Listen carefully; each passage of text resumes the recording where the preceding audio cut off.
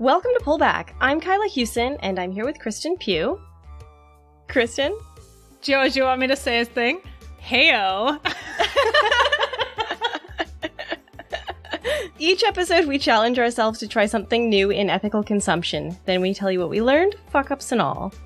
This episode, we have invited back a previous guest, Alexandra Sundarsingh. Hello! Hi! We invited you here to talk with us about forced labor. So it's going to be a real lighthearted and fun episode, probably. Right, Kristen? Not a downer at all. Not a downer at all. Right. Uh-huh. Yeah, that's how we get people to stay to the end, is we fib.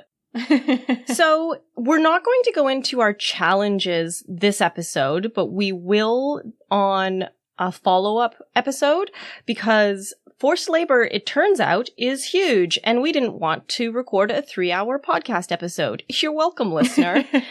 So Kristen's going to, I think, lead the charge on the research that she's done, and hopefully Lex is going to have some interesting things to add because she is very knowledgeable, and if you guys missed our episode on food history and sugar, we strongly recommend it. And now we're going to talk about something that's just as depressing, probably more so.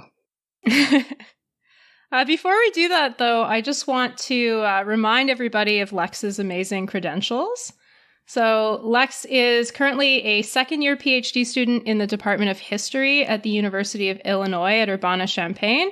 She also has a BA and an MA from the University of Toronto. So, Lex, are you super into the Raptors comeback right now? Oh my God. I almost had a full-on heart attack in my apartment last night. I'm not sure if I was slow motion or fast motion dying. I was certainly dying on my couch in my apartment. And when the basket went in, I was like, oh... And then I proceeded to watch like 47 million hours of Raptors highlights that I text forwarded to everyone that knows me. So it's gotten to the point where in my cohort, I am the person that just, when there's any Raptors trivia or fun things on Twitter, my cohort now knows to send them to me for comment. Like the Raptors PR department in Champaign. Love it. For people who may not have been into the basketball playoffs, the Raptors very behind at the time of recording. They had just come back to get one victory in their series after this very dramatic buzzer beater. Everyone in Toronto is very excited about it. See, I learned a thing just now. We're already learning at the start of the episode. I learned that basketball is on. Wait, what? I'm sorry. It's the only thing that's good. All other things that are good are pre-recorded and could come to an end at any moment with no schedule for recording more. That's true. That is absolutely 100% true. Thanks, world. Except Pullback, obviously, which we are recording now. Yes. A close second to the NBA playoffs. That's what we always say. So maybe we'll dig into forced labor because we've already tricked people into thinking this was going to be a lighthearted episode. So I want to start by actually just taking an excerpt from an Amnesty International report. Because I think a lot of the times in our podcast, we focus on statistics. And so I want to just read a situation. And I think it's one that's pretty emblematic of how forced labor happens today. But I'm also curious to hear from Lex if it has sort of any touch points to things that you've read about in your sort of history research. So here we go.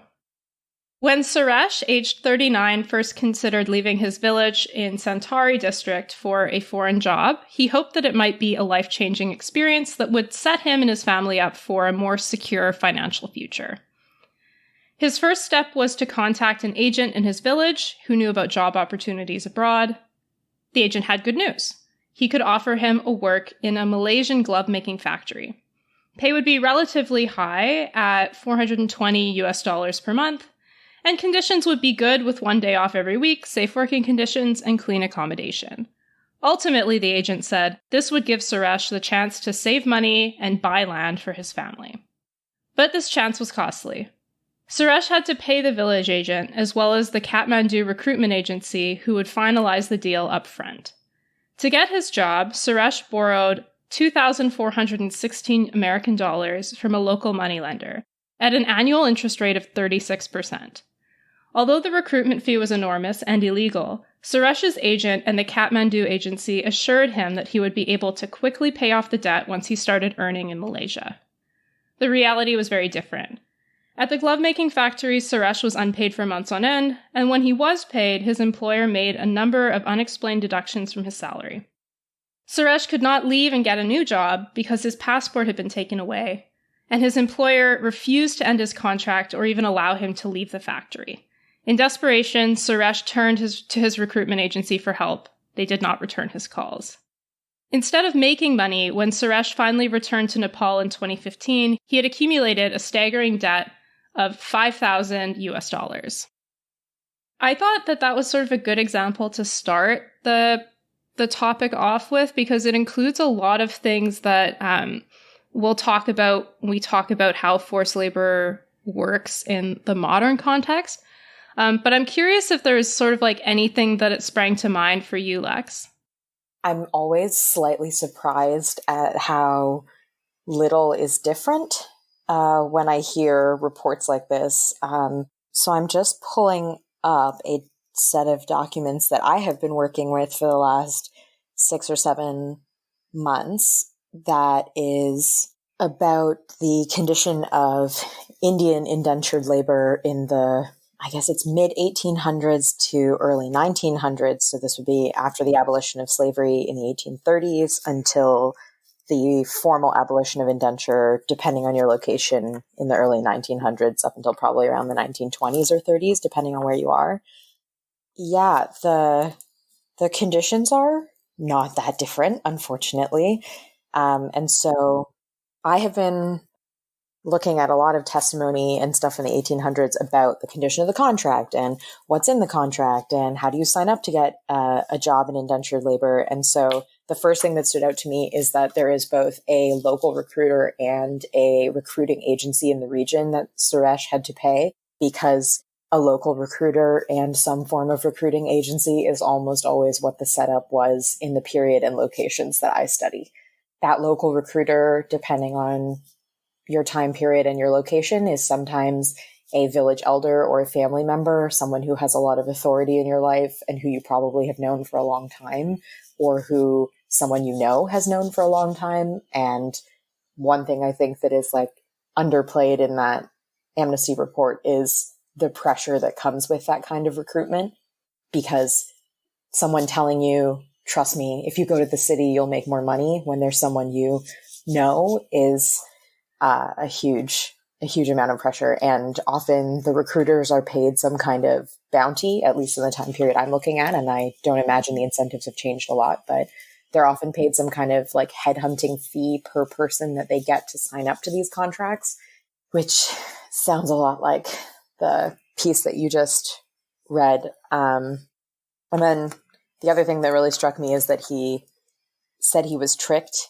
and that he saw arbitrary charges on his record and that he can't do anything about it. That's incredibly similar to the period that I'm working on. I'm working on an article that deals with direct testimony from indentured laborers in Natal, which is in South Africa and is now a part of the province of KwaZulu-Natal. But, here's one testimony that sounds a lot like Suresh, and it's dated 1913 from a man named Ramsamy. And it says, "I have come to complain. I have not been paid my wages for the last 11 months. During this period, I have wages due to me at the rate of 13 cents per month. The last pay I received from Mr. Hedigan was only before last 12 and nothing since. I have had to live the whole time on the rations supplied to me, that is rice, mealie meal, dal, oil, and salt. Whenever I asked for my wages, I was either threatened or knocked about by the manager, Mr. Hedigan. I was employed in the house as a house servant on the tobacco plantation where Mr. Hedigan was staying until 11 days ago. Mr. Hedigan has moved onto his farm and wants to make cheeruts, which work I am unable to do. I pray to be employed on the tobacco plantation, which place has been taken over by another gentleman named Mr. Kuz." And then, because the worker is presumably illiterate, there is just a space where he would have left his mark to affirm that it's his own statement. But that's 1913, and Suresh's testimony doesn't sound that different. Yeah, a century later, it's still pretty much the same tools. So I guess that that in itself is really telling, you know. Forced labor is a problem that I think a lot of people assume has mostly gone away today, and it really hasn't. So that's one of the points that I'd like to make through this podcast. But first, I suppose it makes sense to kind of break it down by talking about what forced labor is. So please feel welcome to chime in at any point, but I'll just talk a little bit about the definition of forced labor. So forced labor is a form of modern slavery. According to the International Labor Organization, forced labor is basically all work or service that is extracted from any person under the menace of any penalty and for which the said person has not offered themselves voluntarily. That definition has basically two components. The first one is that there has to be the menace of a penalty. So that penalty can be anything from penal sanctions or a loss of rights and privileges. It can also be physical violence or restraint, but there are also sort of more subtle forms of penalty that can be applied, including denouncing victims to the police or to immigration authorities. And penalties can also be financial. So debt bondage, we saw that in the example of Suresh, and wage theft, which is also sort of a common feature of forced labor. In other cases, people may have their documents confiscated. So that is the first component of forced labor. The second one is the involuntary nature of the work. And these two things kind of go hand in hand. But for this criterion, the ILO looks at things like what is the method and the content of consent? Were there any external constraints or was there indirect coercion? And is it possible to freely revoke given consent? It's often the case that victims of forced labor enter these situations initially on their own accord, and then later they discover that they're not free to withdraw their own labor. I thought it was interesting that the ILO definition excludes prison work, which I just found to be kind of telling. You know, that there's something in there about international organizations and politics. I don't know who negotiated that, but feels like it should count.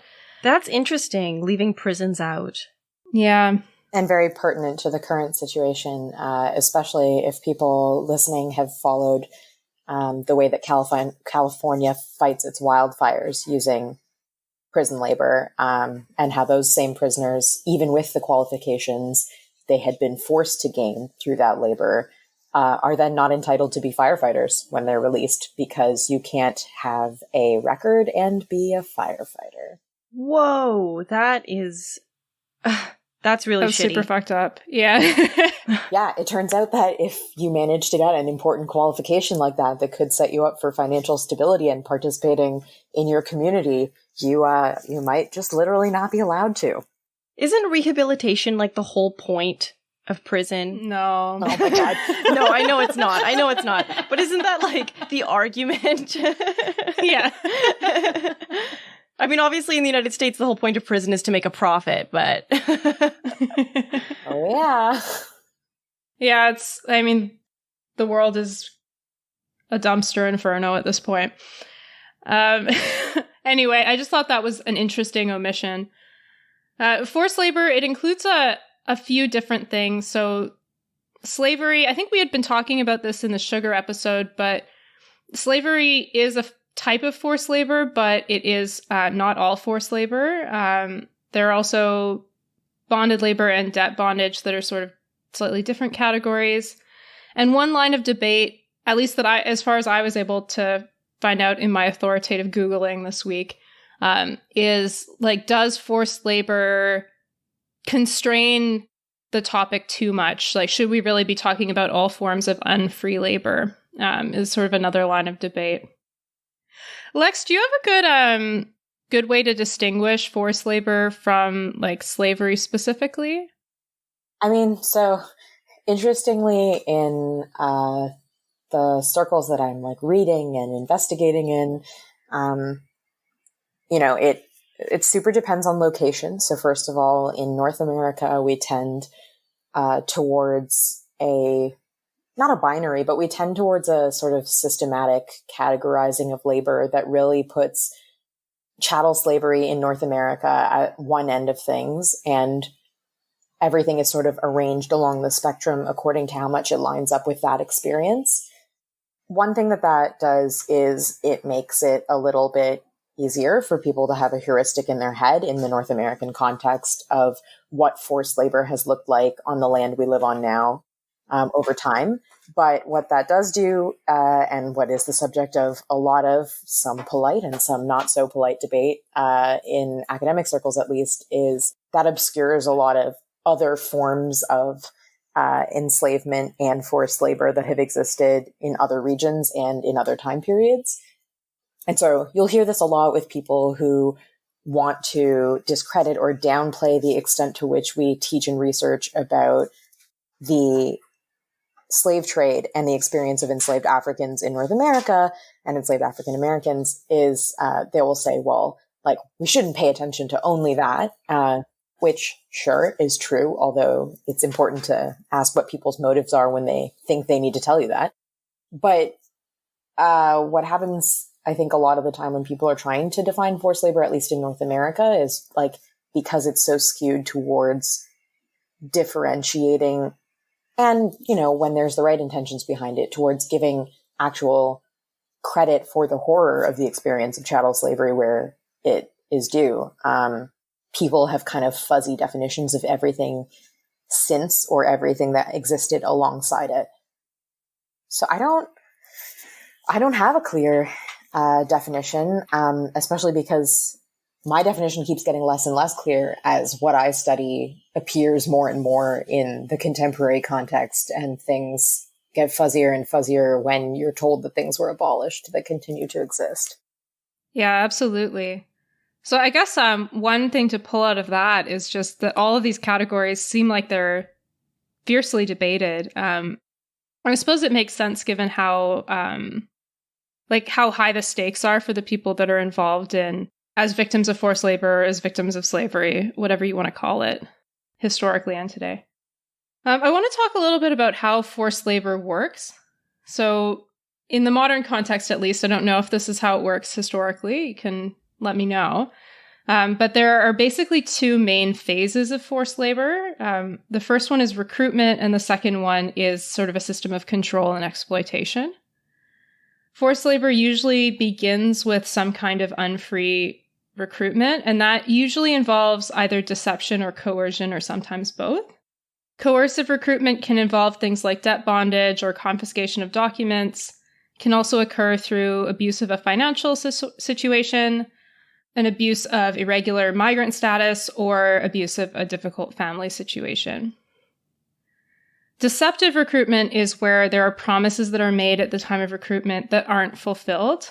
Victims most commonly are deceived about wages, working conditions, the jobs themselves, and the length of stay. So pretty much everything you'd want to know before you start a new job. Yeah. So then after you've had the unfree recruitment, people in situations of forced labor work under exploitative conditions. That can include low salaries, delayed payments, imposed poor living conditions, excessive work, and lack of social protection. There might be threats of or actual physical harm. There might be restriction of movement or confinement to the workplace or within a limited area. Wages might be withheld, or there may be excessive wage reduction that violates the agreements. There might be the retention of passports or identity documents. And then threats of denunciation to the authorities may be made when the worker has an irregular immigration status. In the context of forced labor today, debt bondage is a really prominent feature of how it works. About half of forced labor that was imposed by private actors involves debt bondage. And in particular, debt bondage is really prevalent in agriculture, domestic work, and manufacturing forced labor. It occurred in more than 70% of cases for those categories. Just a quick note as well that forced labor is different from substandard or exploitative working conditions. So you can have a situation where somebody may have like egregiously unsafe working conditions, or maybe working for what we wouldn't call a living wage. And those might be things that we would oppose, but may not necessarily mean the person is, categorized in the context of forced labor. It has to do with those two things that I talked about before, right? There has to be a menace of a penalty, and the work has to be involuntary. Yeah, see, like based on those two factors, I would include prison work.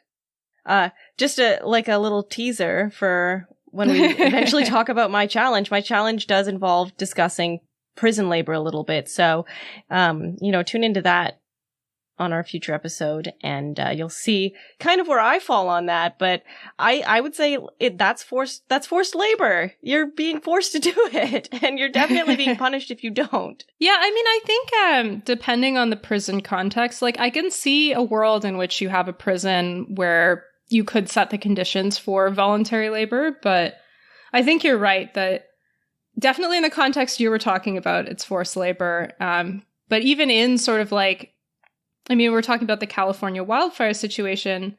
Maybe it's not forced labor, but it's not particularly free labor either, Maybe there's a murky ground there. I feel like everything here is murky. One thing I would say that I've found as I research is I think I had a much stronger attachment to trying to blend the boundaries on what different types of forced labor are when I started researching this topic a couple years ago. And now after a year and a little bit of research, like one thing that has really struck me as I have attempted to broaden that research and as I've taken more classes that have to do with slavery, for example, is that the arbitrariness of these boundaries is not historically arbitrary, because all of these definitions of what forced labor is, the conversations around those, at least in the North American and often the European context, really start emerging in the anti-slavery years and in the years where abolition occurs in various European empires. You don't need to say what forced or unforced labor is when you're allowed to enslave someone. And so, if we see any reflections of that in our own society, it might be a bit of a hint that when we can't tell the difference between forced and unforced labor, it's probably a sign that we allow labor practices that are really harmful in other circumstances that make it really hard to justify cutoffs and stopping points and boundaries and restrictions in other industries, in other time periods. The first thing that comes to mind for me is, you're not technically forced by anyone. It's not a gun to your head situation, for lack of better terminology, when you are unemployed to start working again. But if I am compelled by circumstance to provide for my family by getting whatever job I can get my hands on, especially in the era we're living in now with COVID layoffs and companies closing down, it's not much consolation or solace to me that I am quote unquote free if my tipped minimum wage in many US states is below $5. Yeah, absolutely. Yeah. Hear, well said. And this has been an advertisement for tipping 30% or more during COVID. Or an advertisement for getting rid of tipping altogether and just paying a living wage. Yes. Oh man, Kristen loves the no tipping topic. My thing is maybe in theory we should not have tipping, but until we raise the minimum wage by a lot more, don't be the person that doesn't tip and says it's on principled grounds. That's where I stand. For sure. All right. So I think it's probably helpful to also talk about what the scale of forced labor is. And with the caveat that this is to the best of researchers' abilities, it's very hard to actually measure this kind of stuff because by nature it's sort of underground. But in total, there are an estimated 40 million people around the world who are in modern slavery. And that is roughly the same as the population of Canada. So you think about the entire population of this country, spread that around the world, that is the scale of modern slavery. So modern slavery includes forced labor as well as forced marriage. If we're just talking about forced labor, it's a slightly smaller but still quite substantial amount. At any given time, an estimated 25 million people are victims of forced labor. So to give you context on that, that is roughly the same as the population of Australia. And that's just at any given time. So if you look at it from a slightly different perspective and ask, like, who has been affected by forced labor in the past 5 years, that figure gets a lot bigger. One estimate found that approximately 89 million people experienced some form of modern slavery in the last 5 years. Whoa. Yeah, it's a lot. So those estimates are from a study called the Global Estimates of Modern Slavery, and that was a report that was done by the ILO and a couple of other organizations. We'll link to it in the show notes. Somewhere between 83% and 90% of the world's forced laborers are working for the private sector. So it seems like at one point, a lot of the discussion internationally about forced labor was really focused on state-imposed forced labor. But actually, I mean, that is definitely something that happens. But most of the forced labor that we're talking about in like a present day context is happening through private actors. It's not states imposing forced labor on people. It's primarily, Capitalists? Yeah, it's a capitalist forced labor. It's estimated that forced labor generates annual profits of about 150 billion US dollars. So it's very profitable. Gross. Yeah, I do want to briefly talk about state-imposed forced labor, even though it's a small proportion of it, because I think it is important to note that it does occur, and it is slightly different from other forms of forced labor. There are about at least 2.2 million people worldwide trapped in state or rebel-imposed forms of forced labor. You can kind of think about, like, one example of that is child soldiers. We also, in our fast fashion episode, talked about the Uzbekistan government's connection to forced labor in the cotton industry. And then I'm sure people have heard about, Chinese re-education camps and the Uyghur Muslim population, which has a lot of forced labor in it. So those are all examples. But there's one that I hadn't heard of before that I want to give a little bit of attention because it's really fucked up. Not that the stuff we're talking about isn't fucked up. This whole episode is just fucked up things. But North Korea apparently has what they call an overseas worker program. So apparently North Korea sends somewhere between 50,000 and 120,000 of its citizens to work overseas. And basically what happens is they'll send these workers out, and the government then receives somewhere between 70 and 90% of the wages that these workers make, just to sort of prop up the regime. So that's fucked up. Well, and I just quickly Googled the population of North Korea because I was like, holy shit, 100,000 people is a lot. And their population's only 25 million, so yikes. Yeah, that is not an insubstantial proportion. That's messed up. So what happens to these people who are sent away? So they're sent to work there are a couple of dozen countries that receive North Korean overseas workers, but most of them end up going to China or Russia. Sure. Yeah. And they end up being employed mostly in mining, logging, textiles, and construction. The UN has documented like how shitty these working conditions are. As you would imagine, I mean, it's a forced labor program run by the North Korean government. It's not going to be great. But yeah, the workers basically, they don't know the details of their employment contract. They receive their tasks according to their state-assigned social class. So if you have a higher state-assigned social class, you're going to get a better overseas job. Whereas if your social class is lower, you'll get a worse job. While they're there, they're under constant surveillance, and they are threatened with repatriation if they commit infractions. So, yeah. That's a thing that happens. So how do they get these jobs? Are they like just randomly assigned, or do they apply for them thinking there's something else? I don't know how the North Korean regime chooses them, but there's like the regime is heavily involved in working with the businesses that use North Korean workers. And actually, the presence of North Korean workers is considered to be sort of like a litmus test for, oh, there's probably other forced labor happening in this particular business place, because that's a businessman who doesn't care. Yeah. Yeah, exactly.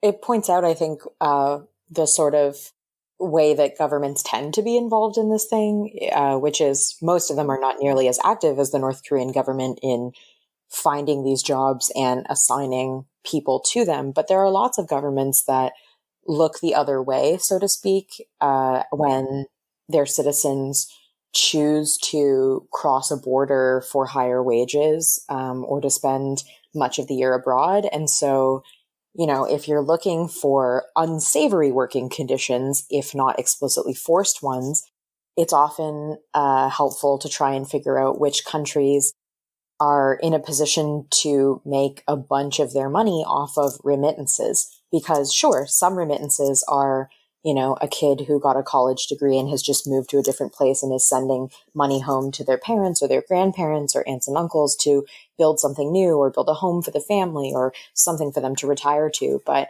so often the case is that governments don't participate in actively creating those working conditions, but they do absolutely nothing to stop citizens from their country from taking up positions that they know to be deeply exploitative. And I'm thinking here even just of like, you know, the situation of many Filipina caregivers in Canada and the scandal that erupted a couple of years ago around, was it an MP that had confiscated her nanny's passport, I believe, which is one of the hallmarks, and it was at home. I don't remember who the person that was involved with that was, but yeah, it's...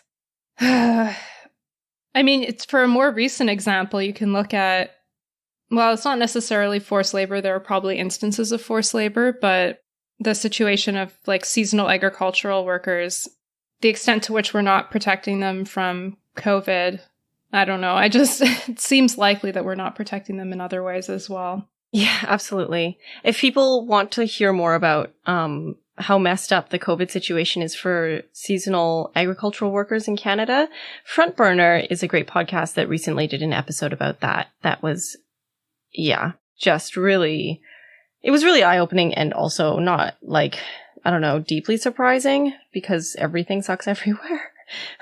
Yeah. So we know that there's a lot of forced labor out there. I want to also dig in a bit to where it happens. And the short answer is everywhere, unfortunately. So forced labor is the most prevalent in Asia and the Pacific, where 4 out of every 1,000 people were victims. But it is common all over the world. In the Americas, for example, there are 1.3 forced laborers per 1,000 people. In Europe and Central Asia, it's 3.6 per 1,000 people. So it's, you know, developed countries have forced labor as well. And it really is just, it's everywhere in the world. It also happens across a range of different industries. Lex had mentioned domestic work, and that is absolutely one of the huge areas where forced labor happens. There's also construction, manufacturing, agriculture, forestry and fishing, accommodation and food services, wholesale and trade, personal services, mining, and begging. So that is pretty much like every aspect of the economy, in some sense, is affected by forced labor. There are some regional patterns to forced labor. Even though it happens everywhere, forced labor is slightly different in different locations. So in the Middle East, for example, forced labor is most often for domestic work, whereas in developed economies, forced labor is more common in sectors like agriculture, construction, and manufacturing. It's interesting, too, to the regional variation or like the pattern of what people are engaged in forced labor, because so many regions that have forced labor now have a history of colonization, of not being allowed to control their own economies, of like a suppressed education sector that limits opportunities for their people, which leads to a much easier ground for things like debt bondage to take place, even if there aren't already cultural scripts around debt bondage or the way that you resolve labor issues that might add to the mixture of things that make forced labor possible or easier in those settings. And so like, it wasn't super surprising to me when Suresh's example was a factory in Malaysia. And part of that is that I focus mostly on the Indian Ocean world in my historical research. And so I try and stay aware of the legacy of the practices I'm studying in the present. And Malaysia is one of the places I study, but also, Malaysia was a place that has had circular labor migration for hundreds and hundreds of years. And as labor practices changed throughout history, what was a standard migration pattern all of a sudden has contracts and recruiters and all these other things added to the mix that change what were very traditional patterns of migration and labor that might not have been forced labor, 300-400 years ago, but were forced labor by the time you deal with the British Empire, for example. Yeah, absolutely. I just want to stress how much forced labor really happens across a range of industries. There was an American study that looked at, they tried to sort of categorize all the kinds of sex and labor trafficking that happens within the United States based on data from a human trafficking hotline. And they found 25 different categories of work. And a lot of them were related to sex, but a lot of them were sort of just across all areas of the economy. The U.S. Department of Labor has a big list of products that are made using forced labor, but they identify 5 that are sort of the goods with the most forced labor listings. And those are bricks, cotton, garments, cattle, and sugarcane. So 2 episodes we've already done, Kyla. Bricks next. Bricks next, yeah. In terms of who is affected by forced labor, I think it's really important to note that more than 2/3 of modern slavery victims overall are women and girls. So it's about 71%. It is true that some of this isn't forced labor. So some of it has to do with forced marriages. And it also is because forced labor in the commercial sex industry is overwhelmingly women and girls. It affects women and girls 99% of the time. So we will probably have to do an awkward episode on pornography at some point, Kyla. Oh, gosh. Yeah. Yeah. Well, we're taking away everything everyone loves. Yeah, we'll have to wait until after the second lockdown for that. You let the people have their porn. But yeah, even when you take away sort of like sexual forms of forced labor, women and girls still make up more than half of forced labor victims, which, at least for me, went sort of against what I was imagining in my mind when I was imagining forced labor. Although I guess maybe not for you, Lex, because I think you were reading testimonials from women. Yeah, I mean, one of the things I'm interested in focusing on in the long run for my dissertation project is specifically the testimony of indentured Indian women. And I think this is another place where a really solid grounding in the history of the African slave trade helps disabuse us of sort of gendered notions that we have about who would be involved in forced labor. I know for me this week, it came as a shocking debunking of prejudices I didn't know that I held in my head.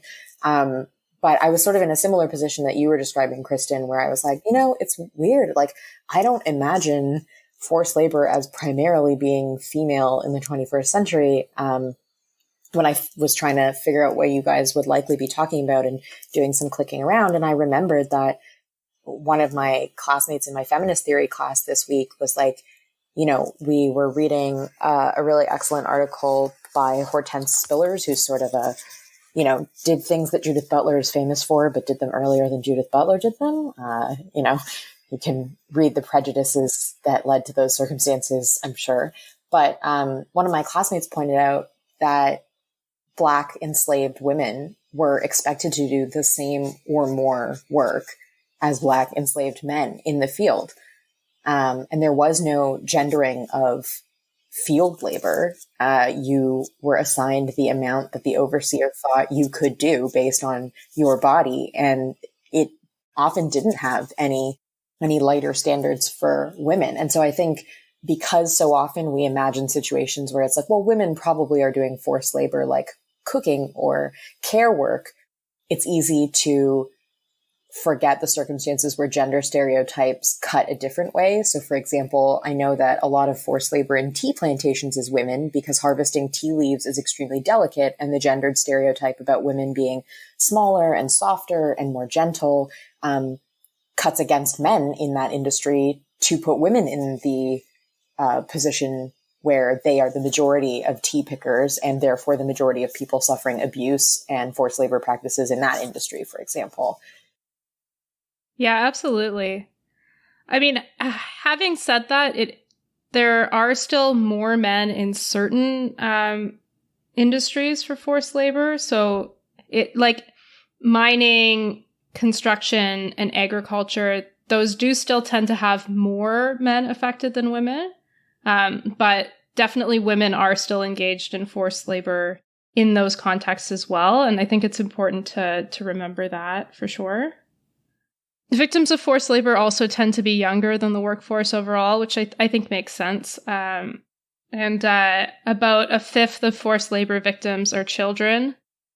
So yeah, that's fucked up. Ugh. Yeah, the other thing that I found shitty/interesting is that so sexual exploitation is only about a fifth of all forced labor in terms of like the number of people that are involved. But in terms of the like profits that are extracted from forced laborers, forced sexual exploitation makes up 2/3 of those profits. So it's an extremely lucrative form of exploiting people. That's disgusting. Yeah. So sexual exploitation makes an average annual profit per victim of about 22,000 American dollars a year.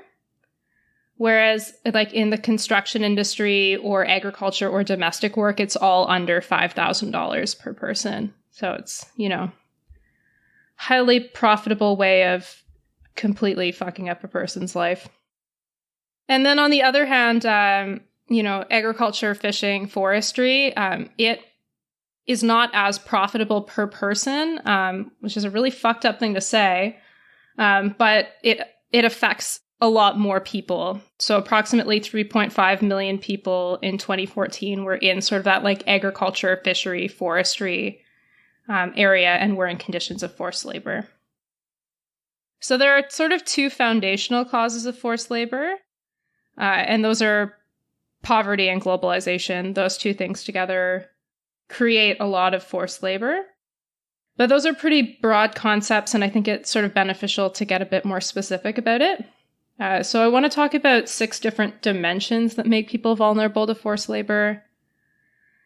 Restrictive migration regimes, economic vulnerability, sexism, state fragility and conflict, authoritarianism, and capitalism. Our good friend, capitalism. No one's good friend. So restrictive migration is sort of the first one. And forced labor is really closely connected to migration and in particular to human trafficking. So almost 1 in every 4 victims of forced labor are exploited outside of their country of residence. I don't know, Lex, is that something that has changed, do you think? Or has that, I know colonialism has huge sources of migration-based forced labor, but in context before that, did it used to be more localized, do you think? Or has it always been migration-linked? I'm not actually sure. I feel like my anecdotal guess would be that it's been migration-linked, if only because it's much easier to other and dehumanize someone you don't see every day. And so I think, the history of racism, the history of migration, the history of forced labor, those things are also connected for those reasons. But, one thing that I think is important is to break down what we mean by migration, because so often in the circumstances that I'm studying, I do mean crossing 2 to 3 oceans. But sometimes in the circumstances that I'm discussing, I'm talking about someone moving seasonally from, North India to Sri Lanka, which, I don't know that that is always what people have in their head, or even people migrating from, a set of northern provinces in one country to the southern provinces based on the agricultural season. And so I think migration, sometimes it's literally across the globe. And a lot of the times it's not, and it's just the abusive changes in an existing migratory regime that exists, that pre-existed the labor conditions we're discussing now.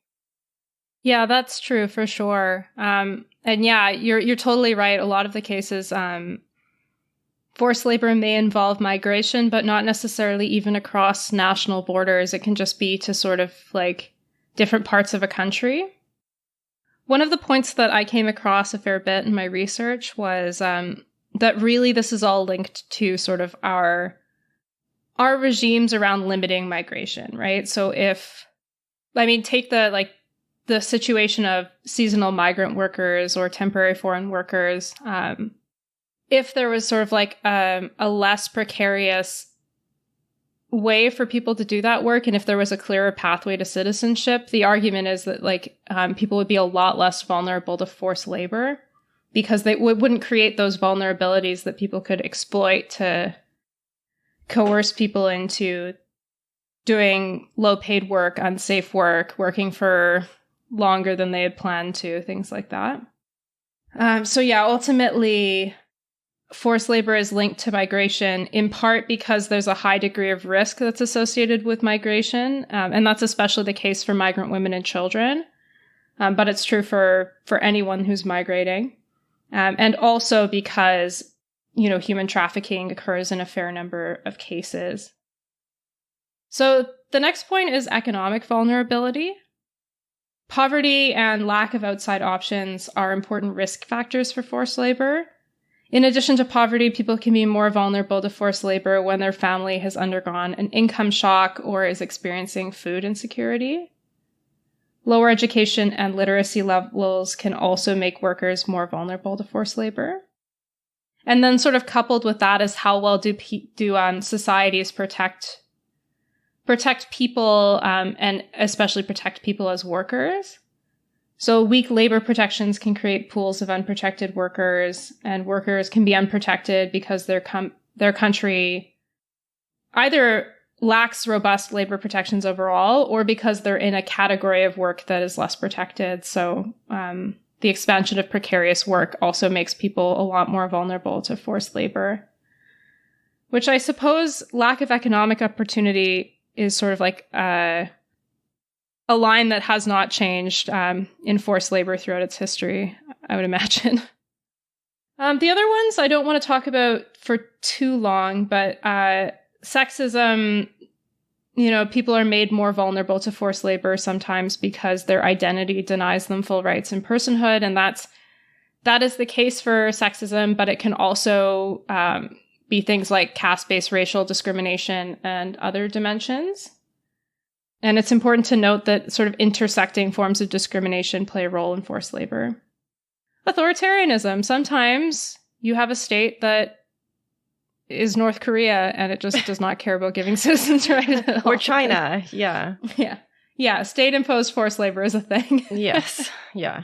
Yeah, on the other hand, you can have a state that doesn't have enough control. So when a state is in conflict, or if there's a state that's really fragile, that can create opportunities for, criminal organizations to carry out illegal exploitation of workers because the state isn't able to actually protect people from things that might be illegal on the books.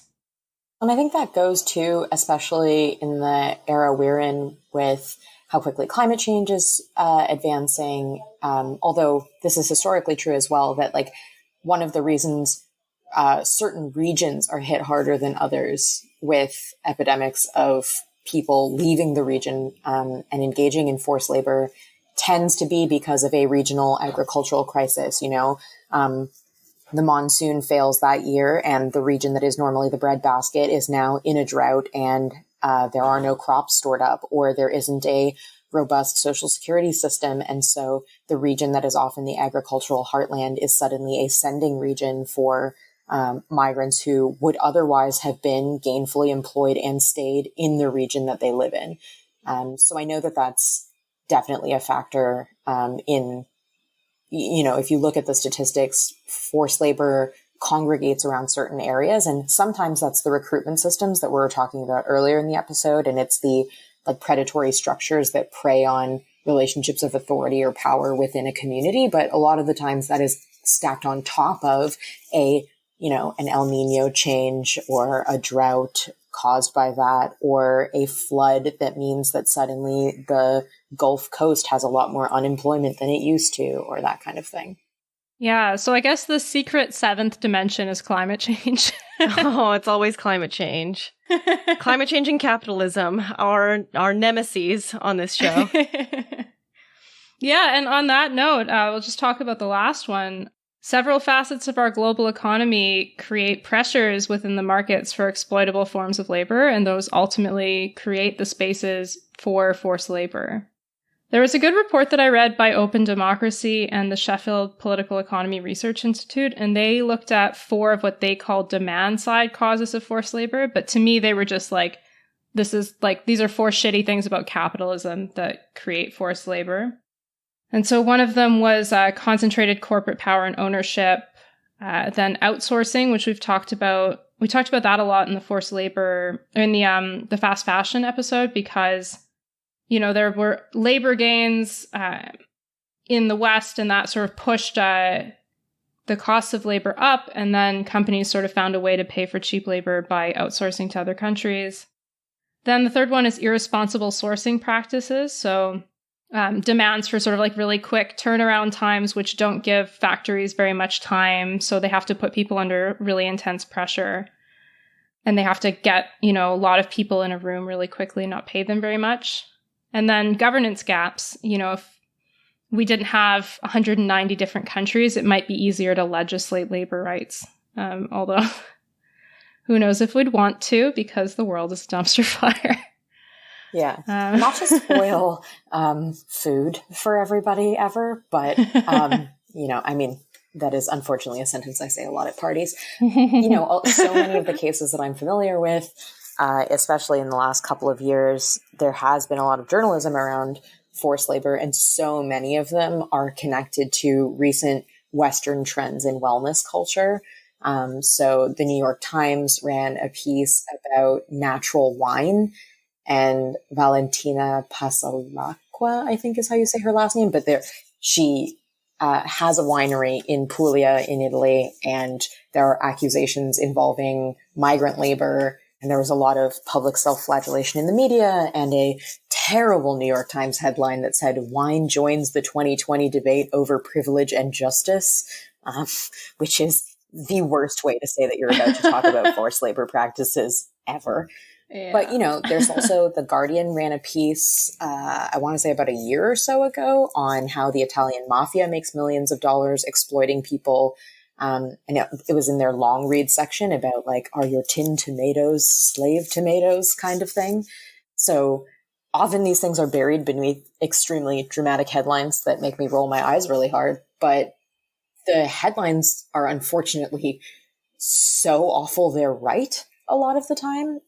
There was a flurry of this kind of reporting in 2015-ish around pets and livestock feed that are full of small fish caught off the coast of Thailand and Cambodia.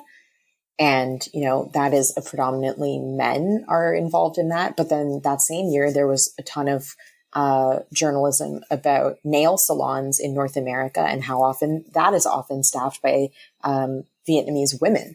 And so for me, one of the things that it's really hard to wrap my head around is how do you end up in a scenario where this seems reasonable, or it seems safe, or it seems possible. And the important thing that I remind myself all the time is that, like, I have signed at least 3, if not more, contracts for my labor in my life already.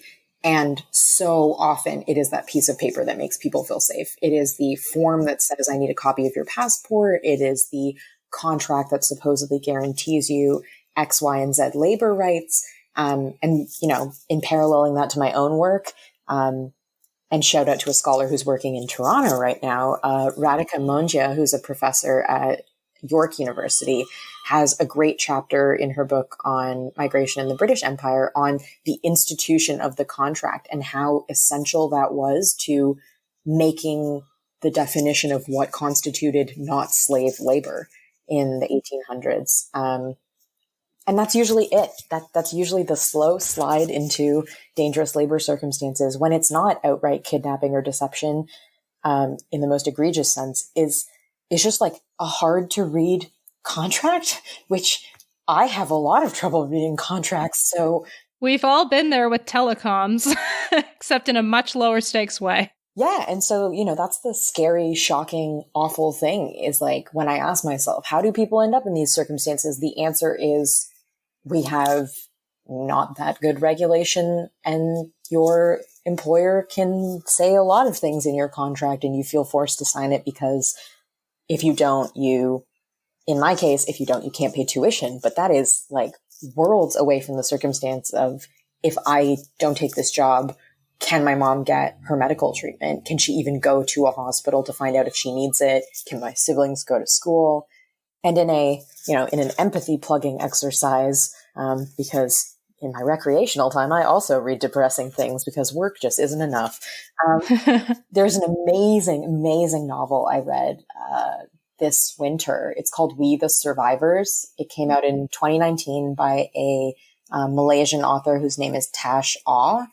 You know, he spent his whole literary career kind of exploring migration and class tensions and that kind of thing. But this book specifically focuses on social class in contemporary Malaysia and a working class protagonist who is engaged in a bunch of murky labor practices, sometimes the exploiter, sometimes the exploitee.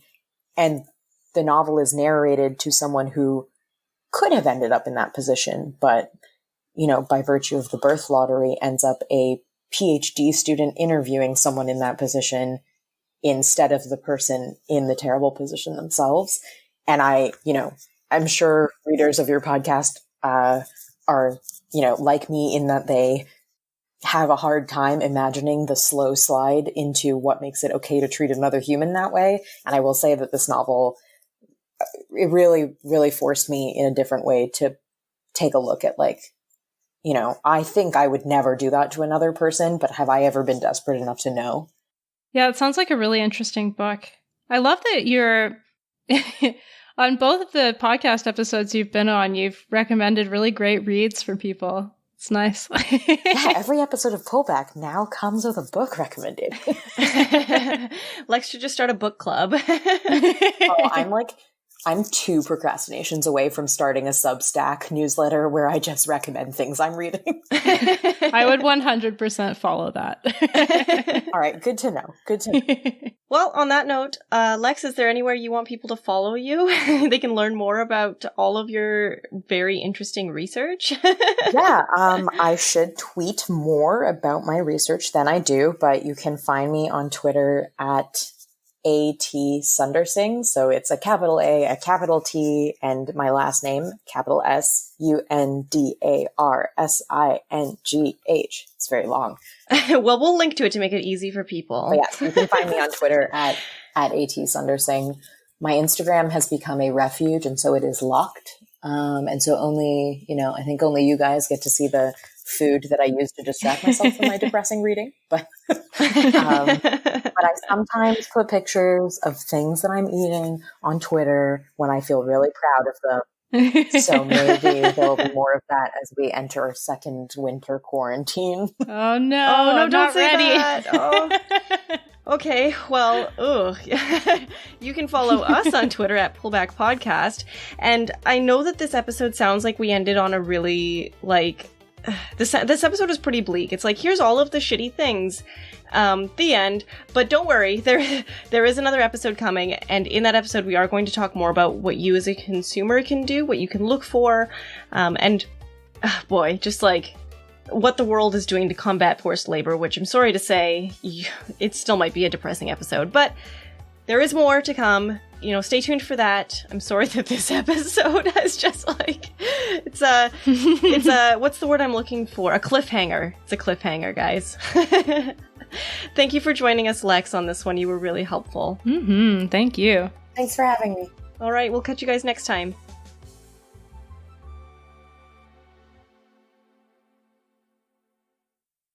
So, Kyla, do you want to introduce the episode, or do you want me to? I will do it, she said, assuredly. Okay, hang on. Entertain me with my singing, because I can't make faces.